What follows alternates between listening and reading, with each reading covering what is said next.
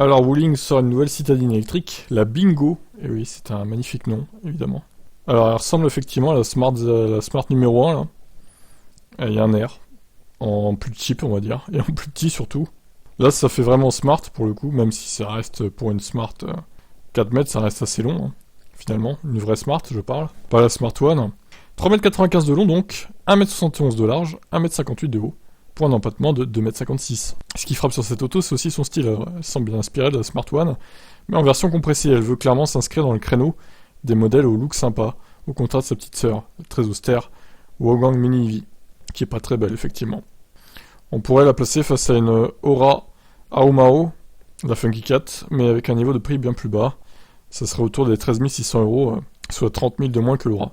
À ce prix, pas de miracle, ce sera du basique, la spécialité de la marque.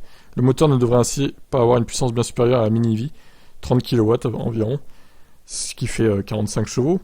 Pas encore de données sur la batterie, mais les versions d'accès devraient se contenter de 200 km d'autonomie. On se souviendra qu'au Salon de Genève 2003, Fiat présentait la Jingo, un modèle qui fut finalement lancé en tant que Fiat Panda, Renault ayant estimé que ce nom était trop proche de la Twingo.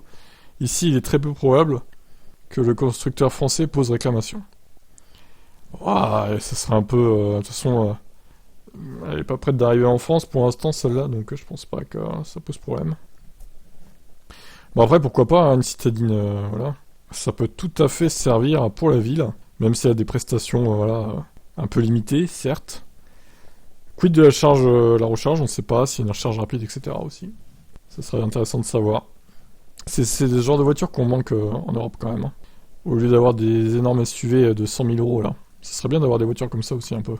Allez, je vous laisse commenter, ciao.